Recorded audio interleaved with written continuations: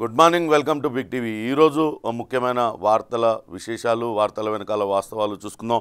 ఆంధ్రప్రదేశ్లో రాజకీయాలు వేడెక్కుతున్నాయి. ఒక పక్క వైసీపీ అటు టికెట్ల కేటాయింపులో మల్లగుల్లాలు పడుతుంది. టీడీపీ అటు ముప్పేట దాడిని మొదలుపెట్టింది వరుస సభలతో. మరోపక్క అటు ప్రభుత్వ శాఖల్లో కార్మికులందరూ కూడా ఆందోళన బాటపట్టారు. ఎక్కడ కూడా తగ్గేదే లేదంటూ వాళ్ళందరూ కూడా సమ్మె బాట పట్టారు. ఒక పక్క అంగన్వాడీలతో పాటు ఇటు మున్సిపల్ కార్మికులు కూడా సమ్మె బాట పట్టడంతో దిక్కుతోచని స్థితిలో ఆంధ్రప్రదేశ్ సర్కారు ఉంది. అంగన్వాడీలు ఎక్కడ కూడా వెనక్కి తగ్గడం లేదు.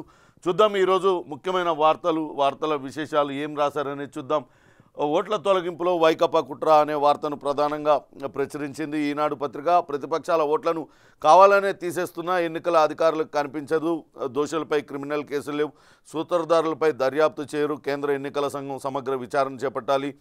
నేడు రేపు సిఈసి ఉన్నతాధికారుల సమీక్ష అనే వార్తను ప్రధానంగా ఇచ్చింది. ఇప్పటికే ఇటు రెండు పార్టీలు కూడా అటు ఓటర్ల జాబితా పైన ఒకరిపై ఒకరు ఫిర్యాదులు చేసుకుంటూ ఉన్నాయి. ప్రతిపక్షానికి సంబంధించి ప్రతిపక్ష సానుభూతి పరులుగా ఉన్న వారి ఓట్లన్నీ కూడా తొలగిస్తున్నారంటూ అటు టీడీపీ ఆరోపణలు చేస్తుంది. అంతే స్థాయిలో దొంగ ఓట్లను కూడా నమోదు చేస్తుంది వైసీపీ అనే ఆరోపణలు పదే పదే టీడీపీ చేస్తూ వస్తుంది. దానిపైన ఈరోజు ఓట్ల తొలగింపులో వైసీపీ కుట్ర చేస్తుంది. ప్రతిపక్షాల ఓట్లను కావాలనే తీసేస్తున్న ఎన్నికల అధికారులు పట్టించుకోవడం లేదు. కేంద్ర ఎన్నికల సంఘం అధికారులకు తాము ఫిర్యాదు చేసినా ఇంతవరకు పట్టించుకోవడం లేదనే వార్తను ప్రధానంగా ఇచ్చారు. రాత్రి నిన్న సోమవారమే అటు విజయవాడకు కేంద్ర ఎన్నికల సంఘం ప్రధాన కమిషనర్ రాజీవ్ కుమార్, కమిషనరు అరుణ్ గోయల్ తదితరులందరూ కూడా చేరుకున్నారు. ఈరోజు రాజకీయ పక్షాలతో భేటీ. వీళ్ళని ఈరోజు చంద్రబాబు నాయుడు అట్లనే పవన్ కళ్యాణ్ తదితరులు కలవనున్నారనే వార్తను ప్రధానంగా ఆంధ్రప్రదేశ్ రాష్ట్రానికి వచ్చి ఇచ్చారు. ఇక అంగన్వాడీల సమరశంఖం అనే మరో వార్తను కూడా ఇచ్చారు. ఎస్మాతో సమ్మెను ఆపుదామనుకుంటే కుదరని పనని అంగన్వాడీలందరూ కూడా స్పష్టం చేశారు. తుది పోరాటానికి సమాయత్తమవుతున్నట్టుగా ప్రకటించారు. తప్పుడు ప్రకటన పైన వాళ్ళందరూ కూడా తీవ్ర ఆగ్రహం వ్యక్తం చేస్తున్నారు. ఇప్పటికే గడిచిన 10-15 రోజులుగా అంగన్వాడీలు రకరకాలుగా నిరసనలు తెలుపుతున్నారు. ఖచ్చితంగా తమ డిమాండ్లను అంగీకరించవలసిందే, లేకపోతే ఎట్టి పరిస్థితుల్లో కూడా తాము విధులకు హాజరు కామంటూ తేల్చి చెప్పారు. కానీ ప్రభుత్వం కూడా అంతే మొండి వైఖరితో వ్యవహరిస్తుంది. వాళ్ళ పైకి ఎస్మాను ప్రయోగించింది. వెంటనే ఆ విధుల్లోకి చేరాలి, లేకుంటే అందరినీ తొలగిస్తామంది. కానీ అంగన్వాడీలు మాత్రం ఎక్కడ కూడా వెనక్కి తగ్గుతున్నట్టుగా లేదు. అంగన్వాడీల తొలగింపుకు రంగం సిద్ధం అనే మరో వార్తను కూడా ఇచ్చారు. జిల్లా కలెక్టర్లకు ఆదేశాలు వచ్చినాయి. అంగన్వాడీల విధుల నుంచి తొలగించేందుకు ప్రభుత్వం రంగం సిద్ధం చేసినట్లు తెలుస్తుంది.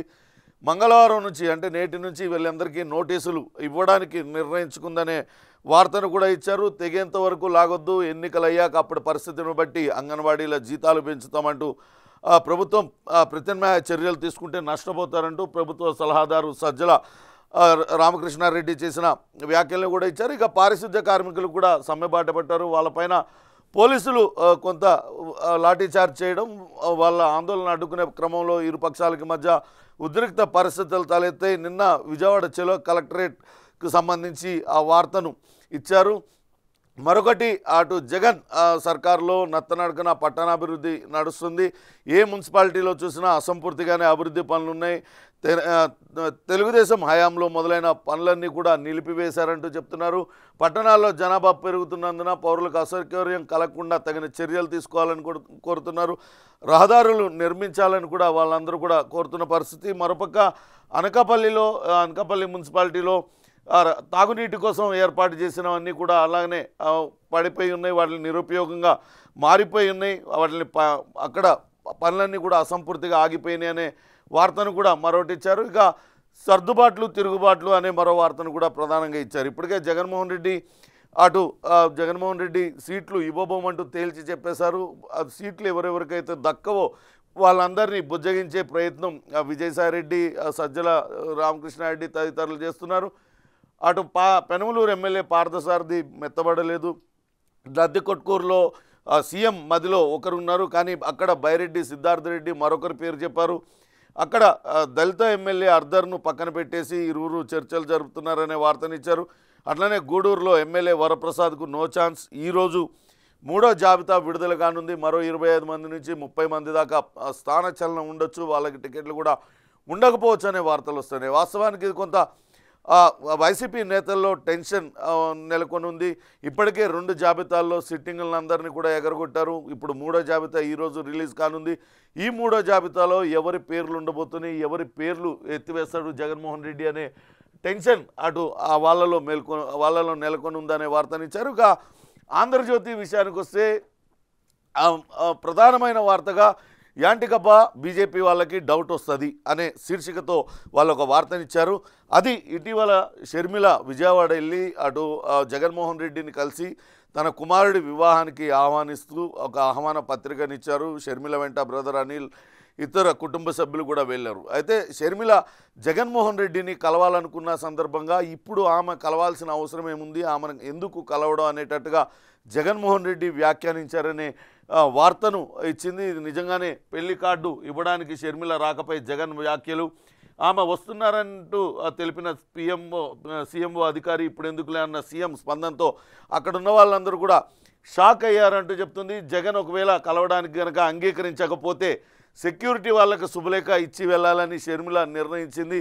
దాంతో పరువు పోతుందన్న ఉద్దేశంతో అయిష్టంగానే మర్నాడు చెల్లికి అపాయింట్మెంట్ ఇచ్చారు జగన్మోహన్ రెడ్డి అనే వార్తనిచ్చారు.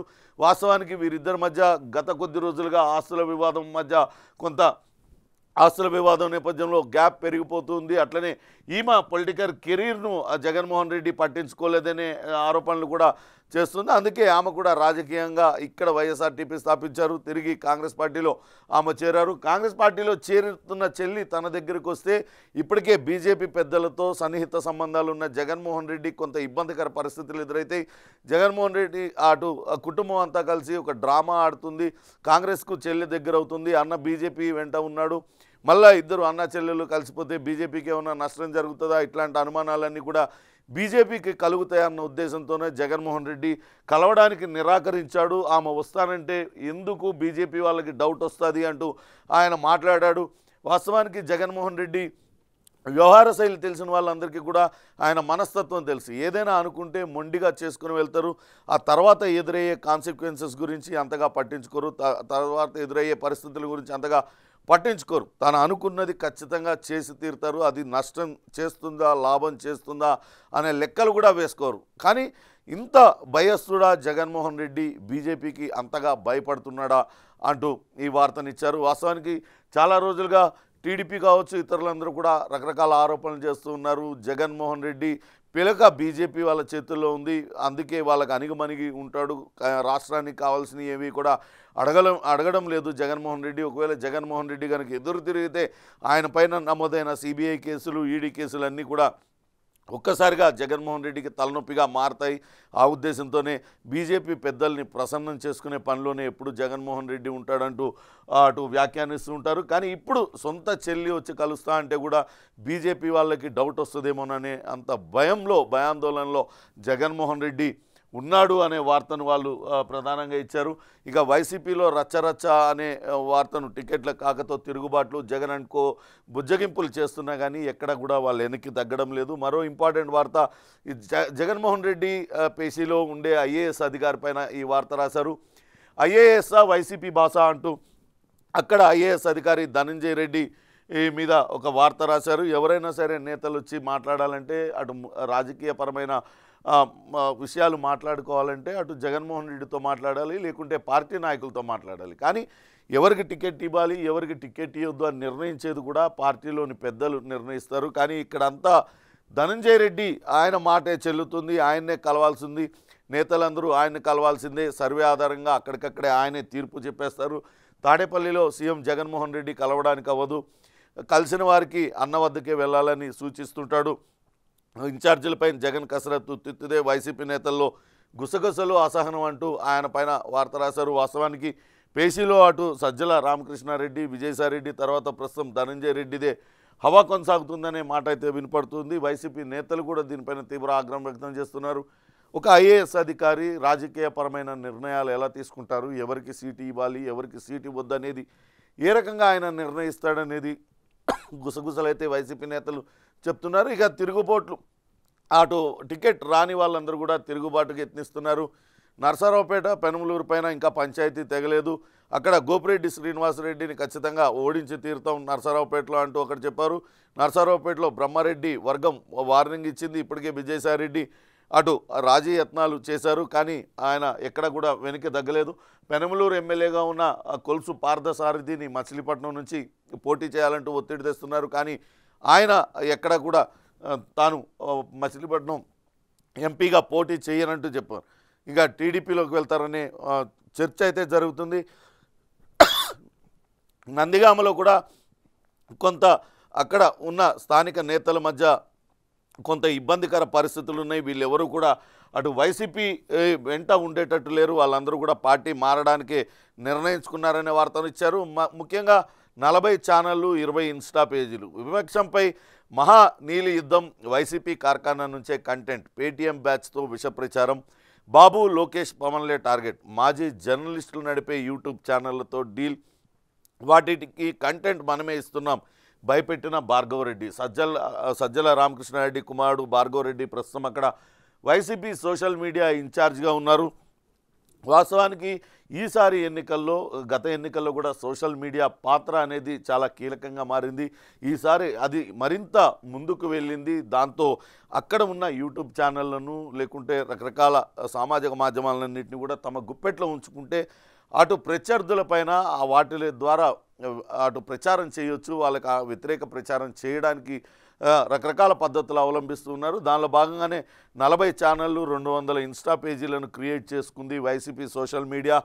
దాని ద్వారా ప్రతిపక్ష పార్టీలు ప్రత్యర్థులపైన విరుచుకుపడటానికి సిద్ధమవుతుంది అనే వార్తను ఇచ్చారు. ఆ కంటెంట్ వాళ్ళే ఇస్తారు. దాన్ని మాజీ జర్నలిస్టులు నడిపే యూట్యూబ్ ఛానల్ కావచ్చు, లేకుంటే ఇన్స్టా పేజీల్లో వాటిని అన్నింటినీ పోస్ట్ చేస్తున్నామంటూ భార్గవరెడ్డి బయటపెట్టారనే వార్తను కూడా ప్రముఖంగా ప్రచురించారు. ఇసుక మేతలో మేరు నగదీరుడు అనే మరో వార్తను కూడా ఇక్కడ ప్రధానంగా చూడొచ్చు. వాస్తవానికి ఆంధ్రజ్యోతి గత కొద్ది రోజులుగా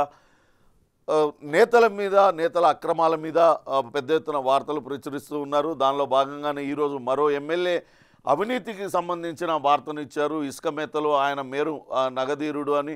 ఆయన మేరుగ నాగార్జున అక్కడ మంత్రిగా ఉన్నారు, ఆయనకు సంబంధించిన వార్త లేకుంటే మరో ఎమ్మెల్యేదా అనేది చూడాల్సి ఉంది. ఇసుకలోనే 70 కోట్లకు పైగా దోపిడీ చేశారు, పంట పొలాలను కూడా వదలలేదు, పక్క నియోజకవర్గంలోని తవ్వకాలు అడ్డు చెప్పిన కలెక్టర్ పైన బదిలీ వేటు వేశారు, కృష్ణా తీర ప్రాంతానికి చెందిన ఒక ప్రజాప్రతినిధి ఇసుక దోచుకుంటున్నాడు, ఇసుక మేతలోనే ఆయన దాదాపుగా 70 కోట్ల రూపాయలు సంపాదించాడు అనే వార్తను కూడా ఇచ్చారు.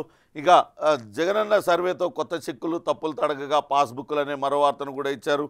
ఇక్కడ అటు భూమి లేకున్నా ఉన్నట్టుగా జారీ అయింది. రీసర్వే తర్వాత ఇచ్చే ULPS LPM ఖాతా నంబర్లతో సమస్యలు, ముందుగా అంచనా వేయని సర్వే శాఖ, గ్రామాలలో రైతుల మధ్య తకరారు, సబ్ డివిజన్ జరగక రిజిస్ట్రేషన్లు బంద్ అయిపోయినాయి. ఇటీవల కొత్త చట్టాన్ని తీసుకురావడానికి ప్రయత్నించారు, అది రైతుల నుంచి అటు ప్రజల నుంచి కూడా తీవ్ర వ్యతిరేకత వ్యక్తం అవుతుంది. అందులో రకరకాల సమస్యలు ఉన్నట్లుగా మరొక వార్తను కూడా ఇచ్చారు. ఇది ఆంధ్రజ్యోతిలో ముఖ్యమైన వార్త. మరొకటి తాడోపేడో జగన్ సర్కార్తో డి అంటే డి అంటూ అంగన్వాడీలు చేస్తున్న సమ్మెకు సంబంధించిన వార్తను కూడా ఆంధ్రజ్యోతి ప్రముఖంగా ప్రచురించింది. వాస్తవానికి అంగన్వాడీల చాలా గట్టిగా పోరాటం చేస్తున్నారు. గత ప్రభుత్వంలో అంటే అంతకుముందు టీడీపీ ఉన్న సమయంలో కూడా టీడీపీలో కూడా ఒకసారి సమ్మెకు దిగారు, పెద్ద ఎత్తున నిరసనలు తెలియజేశారు. ఇప్పుడు మళ్ళీ ఎలక్షన్ల ముందు అంగన్వాడీలు ఈ రకమైన సమ్మెకు దిగడం కొంత ఇబ్బందికర పరిస్థితులు తలెత్తే అవకాశం ఉంది. ఖచ్చితంగా ఇది రాబోయే ఎన్నికలపైన ప్రభావం చూపిస్తుందంటూ రాజకీయ విశ్లేషకులు అయితే చెప్తున్న పరిస్థితి ఉంది. ఈ సమయంలో అంగన్వాడీలతో కానీ మున్సిపల్ కార్మికులతో ఇటువంటి పరిస్థితి కొని తెచ్చుకోవడం అంటే కొంతవరకు ఇబ్బందికర పరిస్థితులే. కానీ జగన్మోహన్ రెడ్డి మొండిగా ఎందుకు వ్యవహరిస్తున్నాడో తెలియడం లేదంటూ అటు రాజకీయ పక్షాల నేతలు కావచ్చు, అటు రాజకీయ విశ్లేషకులు చెప్తున్న పరిస్థితి. ఇక సాక్షి పత్రిక విషయానికి వస్తే గురువింద గుంజీలు అంటూ అటు రామోజీరావు ఈనాడు అధినేత ఆయన పైన ఒక వార్తను రాశారు. ఎట్టకేలకు ఇటీవలనే విజయవాడలో ఉన్న ఈనాడు కార్యాలయాన్ని ఖాళీ చేశారు. అది అసలు యజమాని చేతికి చిక్కింది. 40 ఏళ్ళుగా పత్రిక పేరుతో నామమాత్రపు లీజుకే 3 ఎకరాలు తీసుకున్నారు. రహదారి విస్తరణను కూడా 20 ఏళ్ల పాటు అడ్డుకున్నారు. ఇప్పుడు కానీ ఇప్పుడు తిరిగి అసలు యజమాని దగ్గరికి ఆ భవనం వెళ్ళిపోయిందంటూ చెప్పారు. కానీ ఇది చాలామంది జర్నలిస్టుల ప్రస్థానం. ఇప్పుడు ఉన్న పెద్ద పెద్ద జర్నలిస్టులు, సీనియర్ జర్నలిస్టులు, వెటరన్ జర్నలిస్టులు అందరూ కూడా ఇదే భవనం నుంచి తన ప్రస్థానాన్ని ప్రారంభించారు. ఈ భవనంతో చాలామందికి ఒక అనుభవాలు ఉంటాయి. ఆ భవనంలో కూర్చొని పెద్ద పెద్ద వార్తలను ఈ భవనం నుంచే ప్రచురించారు. ఈ భవనం జర్నలిస్టుల తయారీ కేంద్రంగా కూడా ఉండిందని మనం చెప్పుకోవాల్సి ఉంటుంది. అయితే ఆ భూమి కోసం అక్కడ వివాదం ఉంది. అటు రామోజీరావుకి మరొక వ్యక్తికి వివాదం ఉంది. ఎట్టకేలకు ఆ వివాదం పరిష్కారమై అసలు యజమాని చేతికే వెళ్ళిందనే వార్తను ఇచ్చారు. అబద్ధాల గురువు బాబుకు దరువు అంటూ అటు జగన్మోహన్ రెడ్డికి వ్యతిరేకంగా రాస్తున్న వార్తలపైన నిన్న ఏదైతే జగన్మోహన్ రెడ్డి కేసులకు సంబంధించి వాయిదాలకు సంబంధించి ఒక వార్త ప్రచురించారో అదంతా కూడా తప్పుల తడక అంటూ ఇచ్చారు. నిజానికి ఒక్కటి కూడా మిస్ కాకుండా ప్రతిసారి హాజరవుతున్న వైఎస్ జగన్మోహన్ రెడ్డి లాయర్లు అంటూ ఇచ్చారు. కానీ నిన్న మనం ఆంధ్రజ్యోతిలో చూసినట్లయితే జగన్మోహన్ రెడ్డి హాజరు కావడం లేదంటూ రాశారు. ఇంతవరకు ఆయన పైన ముఖ్యమంత్రి అయిన తర్వాత ఒక్కసారి మాత్రమే హాజరయ్యారు. 300కు పైగా సార్లు ఆయన హాజరు కాలేదంటూ ఆ వార్త రాశారు. దానికి కౌంటర్గా ఇందులో మరొక వార్తను రాశారు.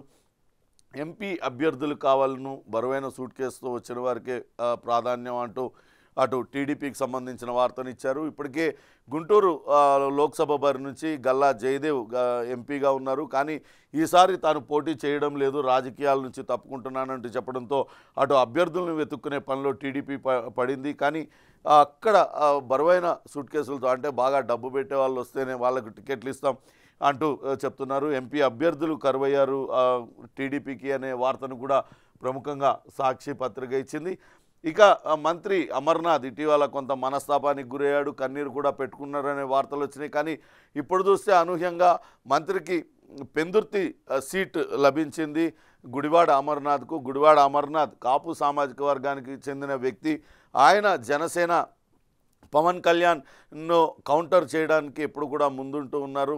ఆయన వ్యతిరేకులందరూ కూడా కొంతవరకు సంతోషపడ్డారు. ఈసారి గుడివాడ అమర్నాథ్కు స్థానచలనం తప్పదు, ఆయనకు సీటు రాకపోతుంది అంటూ కొంతవరకు వాళ్ళందరూ కూడా సంతోషపడ్డారు. కానీ గుడివాడ అమర్నాథ్కు మరింత బలమైన పెందుర్తి సీట్ని ఇవ్వడానికి జగన్మోహన్ రెడ్డి నిర్ణయించుకున్నాడు. పెందుర్తి అంటే గుడివాడ అమర్నాథ్ అక్కడ కుటుంబ సభ్యులందరూ కూడా అక్కడే ఉంటారు. పెందుర్తి నియోజకవర్గంలో ఆయనకు బాగా బలం ఉంది. దాంతో అమర్నాథ్కు పెందుర్తి సీట్ ఇవ్వడానికి జగన్మోహన్ రెడ్డి నిర్ణయించుకున్నారు. ఇది నిజంగా కూడా గుడివాడ అమర్నాథ్కు మంచి శుభపరిణామంగానే మనం చెప్పాల్సి ఉంటుంది.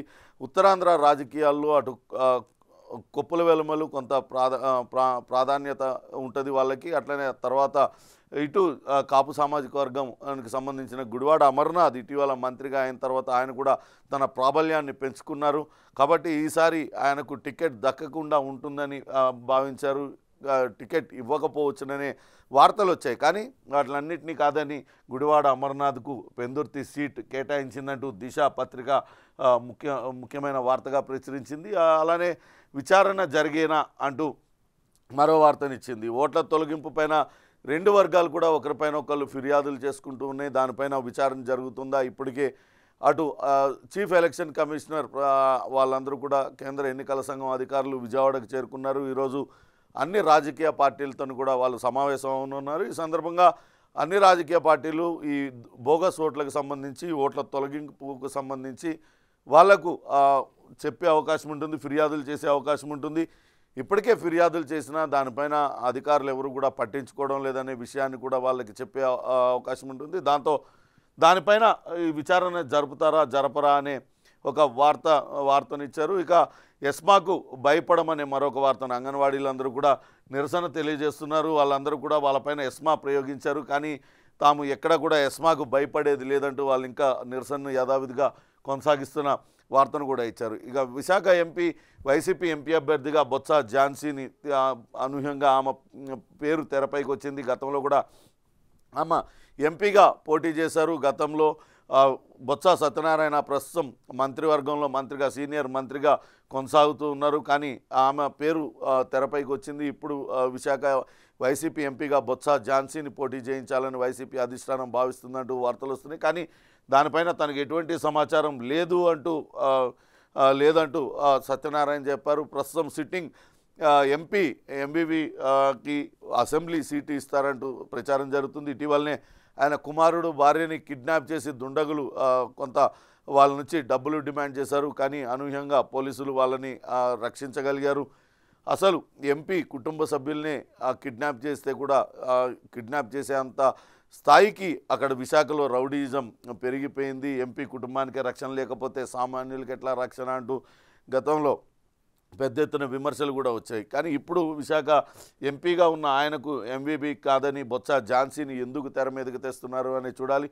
ఇక ఈసారి అక్కడే తాను విశాఖ నుంచే పోటీ చేస్తానని ఇప్పటికే జై భారత్ పార్టీ అధినేత వివి లక్ష్మీనారాయణ కూడా ప్రకటించారు. ఇక టీడీపీ నుంచి అటు ఎంవీఎస్ఆర్ సత్యనారాయణ మనవడు భరత్ కూడా అక్కడే ఉన్నారు. బాలకృష్ణ రెండో అల్లుడు, ఆయన టీడీపీ నుంచి పోటీకి దిగే అవకాశం ఉంది. ఈ నేపథ్యంలో విశాఖ వైసీపీ ఎంపీగా బొత్స ఝాన్సీని ఏ ఈక్వేషన్స్తో అక్కడికి అధిష్టానం ప్రతిపాదించిందనేది చూడాలి. ఇక జగన్ సర్కార్కు మరో షాక్, సమ్మె నోటీసులు ఇచ్చిన 108, 104 సిబ్బంది అంటూ మరో వార్త కూడా ప్రముఖంగా ప్రచురించారు.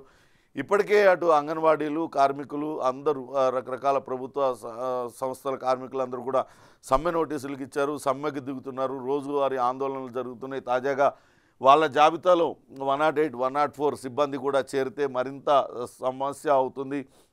ప్రభుత్వానికి ఇప్పటికే సిబ్బంది అల్టిమేటం ఇచ్చారనే వార్తను కూడా ఇందులో ప్రధానంగా ఇచ్చారు. ఇక రాజమండ్రి రూరల్ పైన జనసేన ఫోకస్ పెట్టింది. టీడీపీ సిట్టింగ్ సీటు పైన కన్ను వేసింది. గోరంట్ల బుచ్చయ్య చౌదరి ప్రస్తుతం ఇక్కడ ఎమ్మెల్యేగా ఉన్నారు. ఆయన సీటు పైన జనసేన కన్నేసింది. గోరంట్ల వెనక్కి తగ్గుతారా, చంద్రబాబు ఒప్పుకుంటారా అనే వార్తను కూడా ప్రముఖంగా ప్రచురించింది. మొత్తం మీద అటు దిశలో ముఖ్యమైన వార్తగా విచారణ జరిగిన ఈ బోగస్ ఓట్లకు సంబంధించి వార్త ముఖ్యంగా ప్రచురించారు. ఈరోజు ఆంధ్రప్రదేశ్లో ఎన్నికల సంఘం అధికారులు పర్యటిస్తున్నారు. వివిధ రాజకీయ పక్షాలను కలుస్తారు. వాళ్ళకున్న అభ్యంతరాలను అన్నింటినీ కూడా నోట్ చేసుకుంటారు. ఇప్పటికే ఒక దఫా రాజకీయ పార్టీల నేతలతో కలిశారు. రెండు పార్టీల నేతలు కూడా అటు ఒకరిపై ఒకరు దుమ్మెత్తి పోసుకుంటున్నారు. బోగస్ ఓట్ల తొలగింపుతో పాటు దొంగ ఓట్లను భారీగా నమోదు చేయించారంటూ టీడీపీ ఆరోపిస్తూ ఉంది. కానీ ఆ టీడీపీ ఆరోపణలు ఎప్పటికప్పుడు వైసీపీ కొట్టివేస్తూ అసలు ఆ దొంగ ఓట్లు సృష్టిస్తుందే టీడీపీ నేతలు, జనసేన నేతలు, లేకుంటే బోగస్ ఓట్లకు సంబంధించి తప్పుడు ఆరోపణలు చేస్తున్నారంటూ వాళ్ళపైన ఆరోపణలు చేస్తున్నారు. చూడాలి దానిపైన అటు ఎన్నికల సంఘం ఏ రకంగా స్పందిస్తుంది, దానిపైన విచారణ జరిపిస్తుందా. ఇప్పటికే టీడీపీ నేతలు కొంతమంది అధికారులు ఏకపక్షంగా వ్యవహరిస్తున్నారంటూ ఫిర్యాదు చేసిన నేపథ్యంలో వాళ్ళపైన ఎట్లా స్పందిస్తుందా అనేది కూడా వేచి చూడాలి. ఇవి ఏపీ వ్యవహారాలు.